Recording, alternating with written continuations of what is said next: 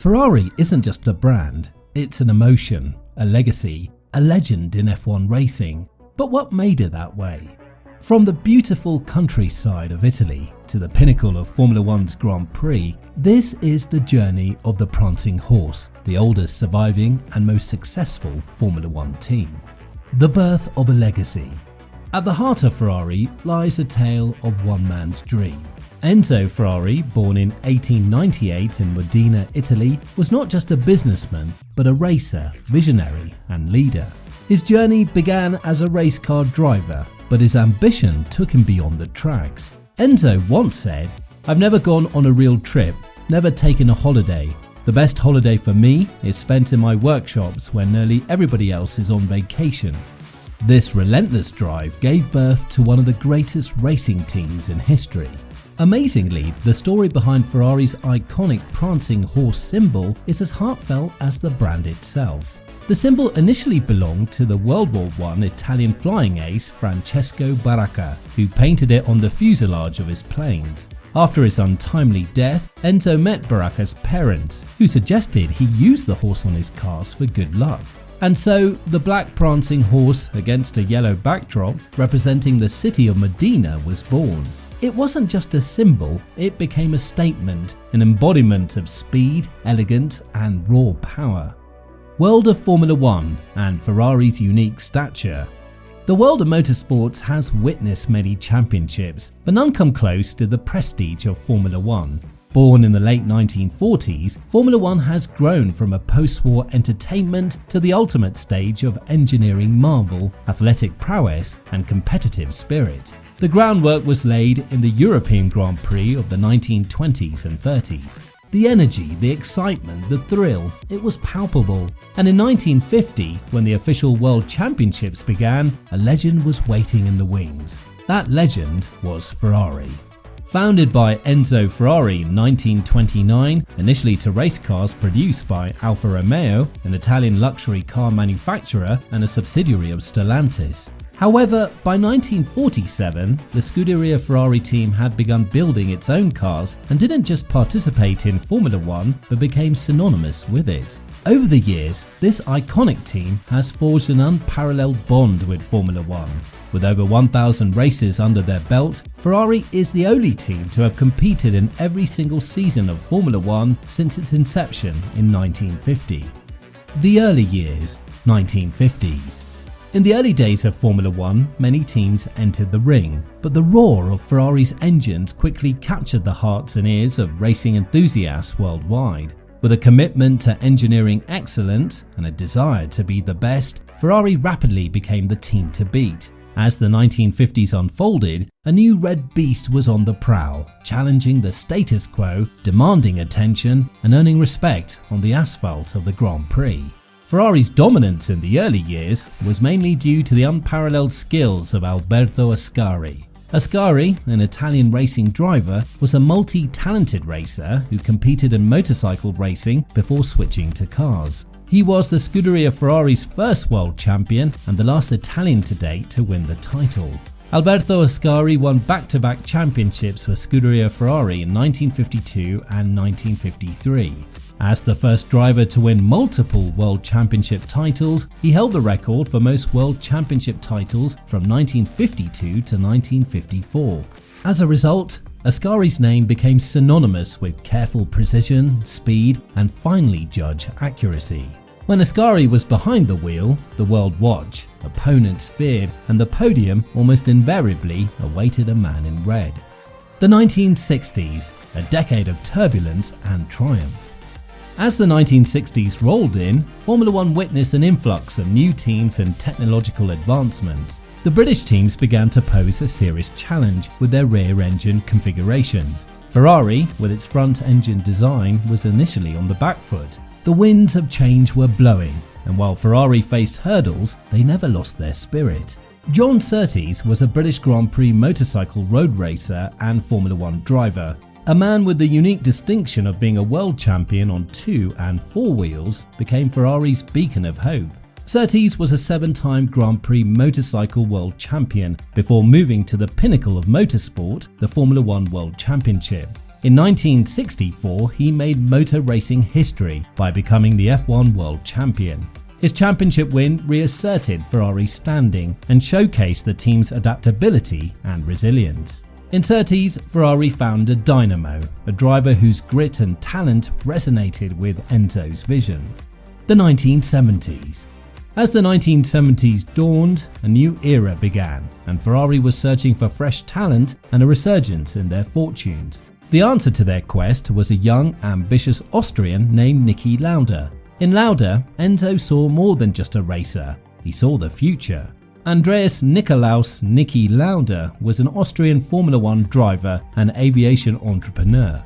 Under Lauda, Ferrari once again found their championship-winning touch. Lauda emerged as Formula One star driver amid a 1975 title win.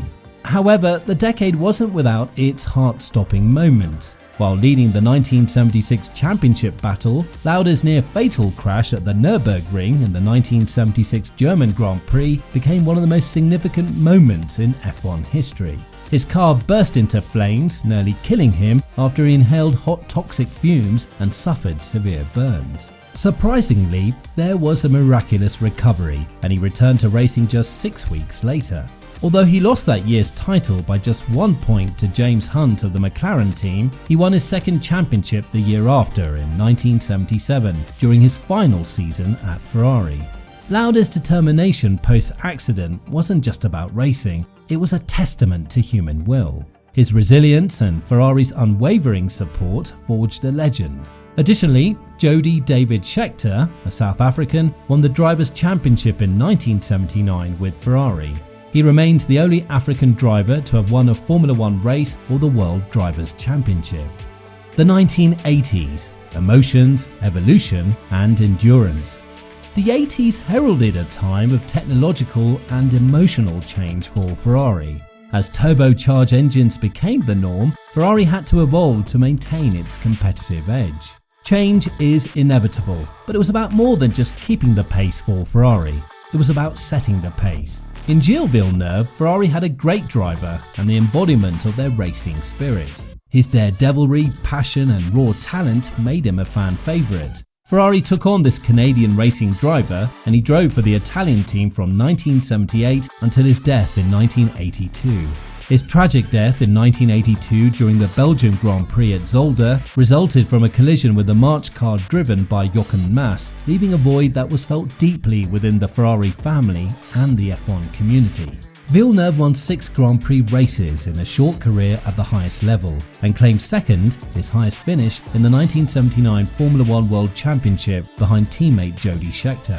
Gilles Villeneuve was more than just a driver. He embodied Ferrari's passion, making his loss an irreplaceable chapter in their storied history. Despite facing challenges, Ferrari began showing signs of resurgence by the latter part of the 80s, reminding everyone that they were never to be discounted. The Prancing Horse held its head high through the trials and tribulations, galloping steadfastly towards the future. The 1990s, rebirth and renaissance. The 90s began with Ferrari on a mission. With the recruitment of Jean Todt, a French motor racing executive and former Rallyco driver, in 1993, the foundation was laid for a team restructuring that would bring about a golden era. He was the first non-Italian since the era of Marco Piccinini to head the Scuderia. His challenge was to lead Ferrari back to success at a time when the racing giants were experiencing their darkest periods. Ferrari was undermined by internal feuds and a production system that was losing its made-in-Italy essence. Surprisingly, the Scuderia hadn't won a Drivers' Championship since 1979. Todt rolled up his sleeves and got to work, completely restructuring the racing division's management, aiming nothing short of turning the tide and making Ferrari a force to be reckoned with once more.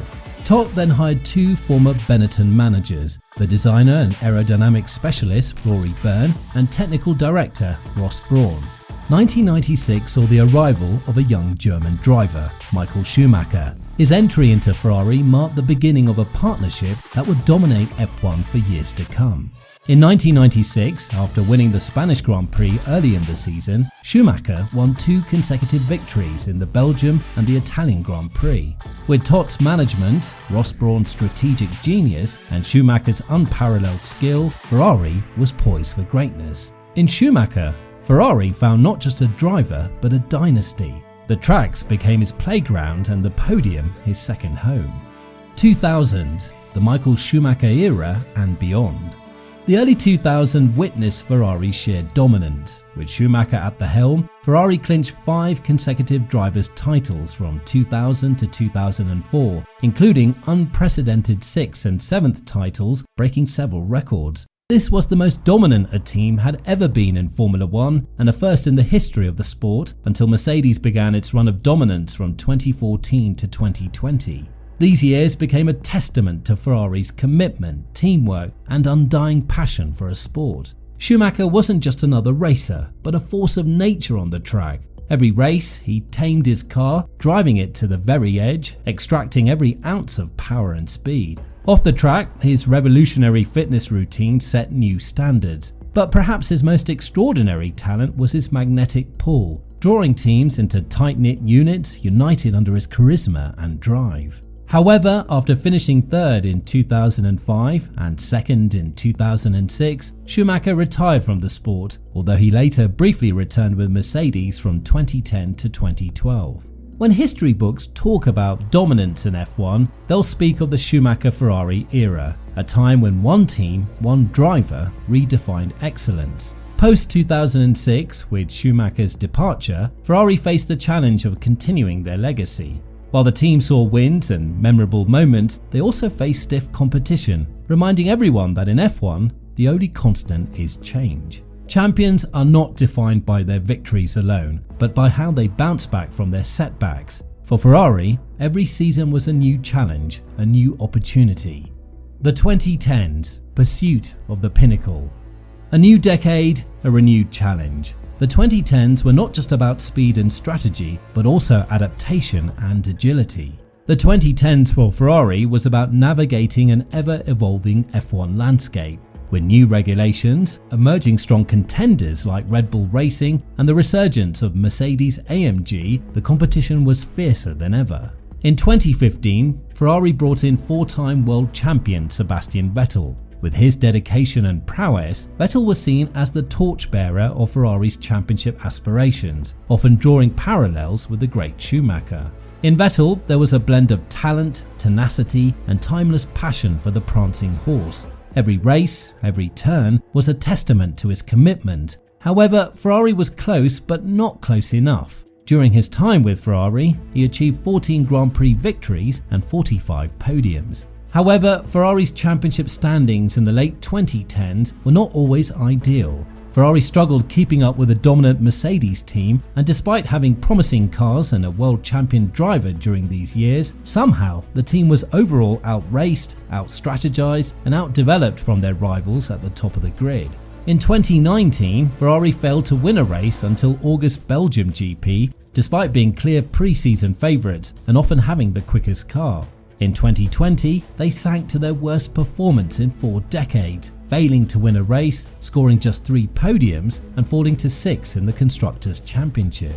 After the 2020 season, the decision for Vettel to leave Ferrari was taken jointly by both parties, as there was no longer a common desire to stay together. The spark had fizzled out, and they realised a clean break was required. The road ahead. Charles Leclerc, a Ferrari Driver Academy member, fully joined Ferrari in 2019. And in the 2019 Bahrain Grand Prix, he wasn't just another racer, but a prodigy. At the 2019 Bahrain Grand Prix, he clinched the title of the second youngest driver ever to qualify for pole position in Formula 1. And the magic didn't stop there. That very season, he witnessed his first career win in Belgium. The young maestro didn't just race, he dominated, clinching the FIA pole trophy for most pole positions in 2019 and refusing to rest on his laurels, reclaiming it in 2022. Narrowly shadowed by Max Verstappen, he clinched the second position in the 2022 World Drivers' Championship. At the 2023 Italian Grand Prix, the scoreboard shines with Leclerc's impressive tally, 5 race wins and a staggering 20 pole positions. Also, he scored the first Grand Slam of his career at the 2022 Australian Grand Prix. And the best part, the Scuderia sensation isn't going anywhere soon. Leclerc is Ferrari's prized jewel, at least till the curtains fall on the 2024 season. For Carlos Sainz Jr., he isn't just another name in the world of racing. He's a Spanish driver currently competing in Formula 1 for Scuderia Ferrari. He carries a legacy. He's the son of the legendary Carlos Sainz Sr., a double World Rally champion. Sainz moved to Ferrari at the end of the 2020 season, but the true spotlight came at the 2022 British Grand Prix. Sainz didn't just race, he owned the track, clinching his first Formula 1 pole position and career win. In Charles Leclerc and Carlos Sainz, Ferrari has a pairing that blends youthful exuberance with experienced prowess. Their synergy and shared ambition make them a strong duo to lead Ferrari's charge in this new era. Ferrari's 2023 Formula 1 season has been a roller coaster of highs and lows. The team started the season with optimism, unveiling their new 2023 car, the SF23. However, they've faced a series of challenges. The SF23 car is largely an evolution of the previous season's design. It was hoped that this car would help Ferrari make the jump from runners-up in 2022 to champions in 2023. However, the car's performance has varied from track to track, with various different setups being required throughout the F1 calendar to accommodate for differing types of circuits. Despite having a fast car that was a close match for Red Bull in terms of pace, Ferrari has spent most of the 2023 season trying to understand the inherent strengths and weaknesses of their current car design. Despite these challenges, Ferrari has pushed forward with many notable upgrades to the SF23 throughout the season. As a result, the team has made some very notable achievements. Carlos Sainz won the Singapore Grand Prix, ending Red Bull's hopes of a perfect 2023 season. Ferrari's plans for their 2024 Formula 1 car indicate a significant departure from their previous designs. The team has acknowledged the challenges faced with their SF23 car during the 2023 F1 season, with Enrico Cardile, Ferrari's head of chassis area, pinpointing aerodynamic issues as the primary concern.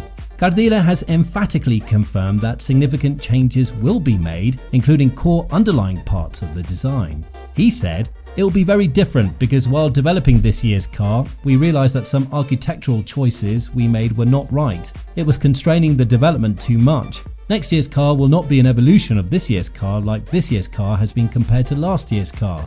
It will be a brand new car, different chassis with a different design, different rear end to allow us to better develop the car to achieve the targets."